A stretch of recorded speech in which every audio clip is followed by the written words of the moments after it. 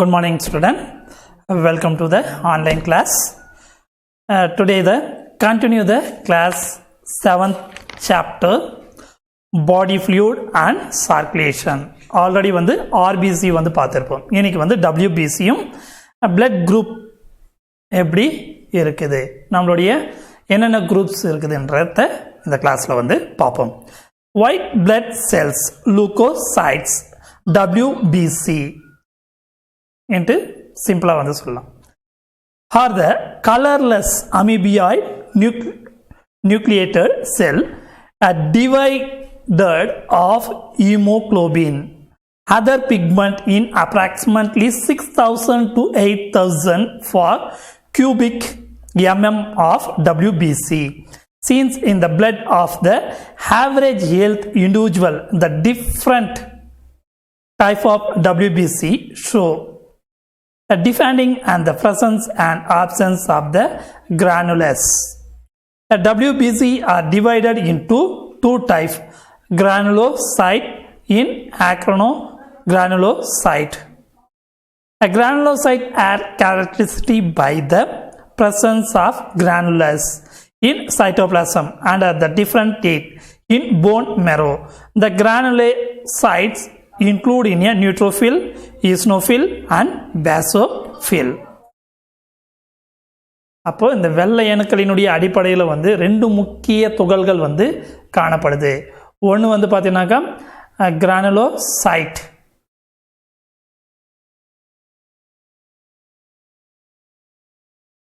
அதுக்கு அடுத்தது பார்த்தீங்கன்னாக்கா ஆக்ரோனோலூகோசைட்ஸ். ரெண்டு டைப்ஸ் வந்து காணப்படுது.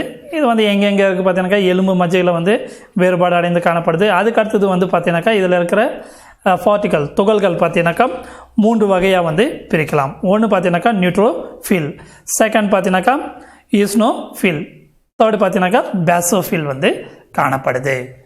First one is the eosinophil. Eosinophil பார்த்தீங்கன்னாக்கா உனக்கு எப்படி இருக்கும் சொல்லிடுறேன். Are a neutrophil. Neutrophils are called in a heterophil or a polymorphonuclear.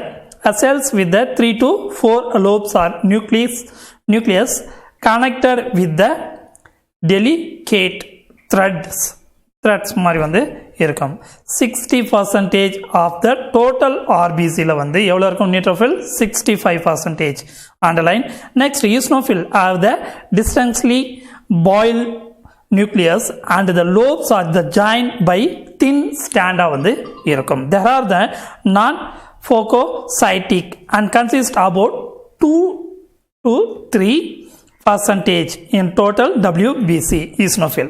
Next, basophil, numerous than any other type of WBC, consisting of 0.5%, 1.5% total number of leukocytes in a large size but fewer than eosinophil nucleus in large size la வந்து காணப்படுது.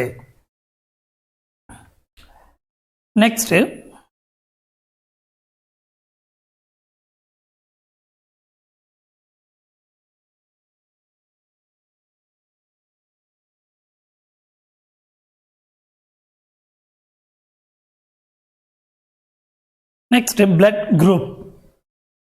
Commonly in two type of blood grouping are done. They are A, B, O, RH, which are the widely used all over the world. பார்த்தீங்கன்னாக்கா ரெண்டு வகையான பொதுவாக வந்து இரத்த வகைகள் வந்து ரெண்டு வகையாக வந்து பிரிக்கிறோம். ABO, RH இதுதான் வந்து இருந்தது.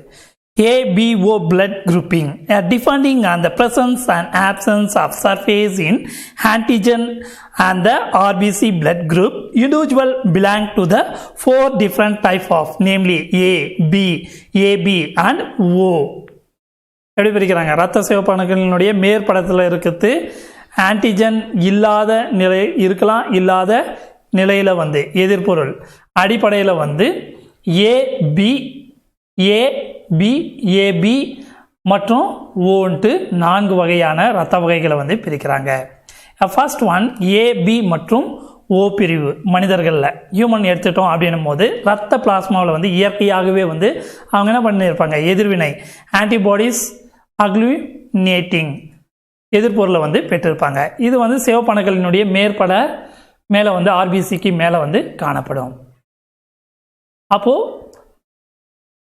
அக்ளினோட்டினோஜன் ஏ மீது வந்து செயல்படும் போது எதிர்வினை பொருளுக்கு ஆன்டி ஏ என்று சொல்கிறோம். அதே வந்து எதிர்வினை பொருள் அக்ளினோட்டினோஜன் பி மீது வந்து செயல்படுத்துறது ஆன்டிஜன் பின்ட்டு சொல்கிறோம். எதிர்பொருள் எனவும் ஓவில் பார்த்தீங்கன்னாக்கா ரத்தத்தில் எந்த ஒரு ஆக்டினோஜனும் வந்து காணப்படத்தில்லை, அதனால் ஏபி இன்ட்டு சொல்கிறோம். ரத்தத்தில் வந்து அக்ளுட்டினோஜன் ஏ மற்றும் அக்ளினோஜன் பி ஆகிய ரெண்டுமே வந்து ஏ மற்றும் பி எதிர்வினை பொருள் வந்து காணப்படாத நிலையில் பி எதிர்வினை பொருள் வந்து இல்லை, ஏ பொருளும் இல்லை அப்படின்னும் போது எதிர்வினை பொருளின் அடிப்படையில் பிளட்டில் வந்து என்னன்ட்டு சொல்கிறோம், ஏபிஓ இன்ட்டு சொல்கிறோம். இதில் பார்த்தீங்கன்னாக்கா ஹோவில் பார்த்தீங்கன்னாக்கா ஹலில் ஜீன்கள் வந்து காணப்படும். அப்போ பிளட் குரூப்பிங்கில் பார்த்தீங்கன்னாக்கா உனக்கு ஏபிஓ அப்படின்ற 4 டைப்ஸ் வந்து காணப்படுது. Antigen B, antigen A, antigen ஏபியில் பார்த்தீங்கன்னாக்கா நோ ஆன்டிபாடிஸ், ஓவில் பார்த்தீங்கன்னாக்கா no antigen, antigen A and antigen B வந்து காணப்படும். அந்த டேபிளர் காலத்தில் பார்த்தீங்கன்னாக்கா உங்களுக்கு தெரியும்.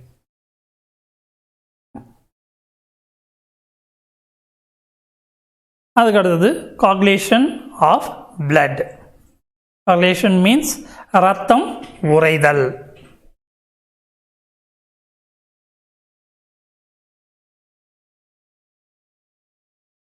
coagulation of blood ரத்தம் உறைதல். பார்த்தீங்கன்னா if you were cut your finger or when you get yourself ஃபுல்லாக கட் பண்ணித்தில்ல, இப்போ இன்கேஸ் வந்து அடிப்படுது அப்படின்னும் போது என்ன ஆகுது, பிளட் வந்து கசிஞ்சிட்டே இருக்கும். அதான் விரலை வந்து தவறுதலாக வெட்டி கொள்ளும் போது சிறிது நேரம் வரை வந்து என்ன பண்ணுது, ரத்தம் வந்து வெளியே வந்து ஏறிட்டே இருக்கும். பிறகு வந்து சற்று நேரத்தில் வந்து ரத்தம் வெளியேற்றம் வந்து நின்றுடும். இந்த ரத்தம் உறைதல் இல்லை அப்படின்னும் போது என்ன ஆகும், இறப்பு வந்து ஏற்படும். இதற்கு காரணம் வந்து ஒரு காயம்பட்ட இடத்துல ரத்தம் வெளியாவது வந்து தடுக்கும் பொருட்டு ரத்த கட்டி பிளட் கிளாட் அண்டர்லைன் உருவாகி அதிகமான ரத்தப்போக்கு வந்து நிறுத்துகிற நிகழ்வு காகுலேஷன் கிளாட்டிங் ஆஃப் பிளட் என்று சொல்லுவோம். அப்போ உறைதல் நிகழ்வு வந்து நடைபெறும் விதம் பார்த்தீங்கன்னாக்கா ரத்த குழாய்களில் வந்து எண்டோத்தீலியத்தில் வந்து சிதைவடைந்து அதனுடைய சுவரில் வந்து இணைப்பு திசு ரத்தத்தை வந்து நனைக்கும் பொழுது என்ன ஆகுதுனாக்கா ரத்த உறைதல் வந்து நிகழ்வு வந்து ஆரம்பிக்குது. ஏன்னா எப்படி நம்மளுக்கு அடிபட்டுச்சுனாக்கா அந்த பிளட்டு வந்து எப்படி நிற்குது, அதனால தான் வந்து தமிழில் சொல்கிறேன், கவனிச்சுக்கோங்க. அப்போது இணைப்பு டிஷ்யூ கனெக்டிவ் டிஷ்யூ இருக்குது பார்த்தியா, அதில் இருக்கிற கொலோஜன் இழைகள் வந்து ரத்த தட்டோடு வந்து ஒட்டி கொண்டு இருக்கும். அப்படி ஒட்டி கொண்டு இருக்கும்போது அந்த ரத்த இழப்பை வந்து தடுக்கிற சில ரத்த உறை பொருட்கள் வெளியிடுது அப்படின்ட்டு சொல்கிறாங்க. ஓகேவா? அதுக்கு அடுத்தது ஸ்டிமுலஸ் டிஷ்யூ டேமேஜ் மசில்ஸ் தசை இழப்பு ரத்த தட்டுக்களால் வந்து அடைப்பு வந்து ஏற்படுது. நெக்ஸ்ட்டு இன்ட்ராஸ்கி கலெக்டிங் உள்ளார்ந்த உறைதல் செயல்முறை என்று சொல்லுவோம் mechanism. Production of the prothrombin activator substance prothrombin வந்து செயல்பட வைக்கிற பொருள். அதுக்கடுத்து ப்ரோத்ரோம்பின் கன்வெர்டட் இன் த்ரோம்பின் காயமடைந்த இடத்துல வந்து பைப்ரோஜின் இழைகளை வந்து உருவாக்கி ரத்த செல்களை வந்து சிக்க வைத்து காயத்தை வந்து அடைபடுதல் வந்து செய்யுது. இப்போ நம்மளுக்கு ஒரு காயம் ஏற்பட்டுச்சு அப்படின்னும் போது அதை வந்து சரி செய்கிற வேலையை வந்து செய்யுது. அதுக்கு அடுத்தது composition of the limb and the function, அதாவது நிணநீரிய பகுதி பொருட்களும் அதனுடைய பணிகளும். Composition of the limb and it is function. About the 90% of fluid that leak from the capillary eventually seep back into the capillary and remaining 10% is collected in a return to the blood system by means of the series of the tubules known lymph vessels lymphatic the fluid inside. அதாவது ரத்த நுண்ணாளங்கள் எடுத்துட்டோம்னாக்கா திசுகளுக்குள்ள வந்து கசிகிற 90% of எப்படி இருக்கும் பார்த்தீங்கன்னாக்கா திரவம் மீண்டும் வந்து ரத்த நுண்ணாளங்களுக்குள்ளேயே வந்து நுழையுது. அப்படி நுழையும் போது மீதி எவ்வளோ இருக்குது? 90 போயிடுச்சு, மீதி 10 இருக்கும். 10% வந்து நிணநீர் நாளங்களில் லிம்ப் வெசல்ஸில் வந்து போகும். இது 90% திசுக்களுக்குள்ள போது 10% வந்து எங்கே லிம்ப் வெசல்ஸில் வந்து போகுது அப்படின்ட்டு சொல்கிறாங்க. நெக்ஸ்ட் கிளாஸில் வந்து blood vessels, artery and vein கேப்புலரியை வந்து பார்ப்போம். Thank you student.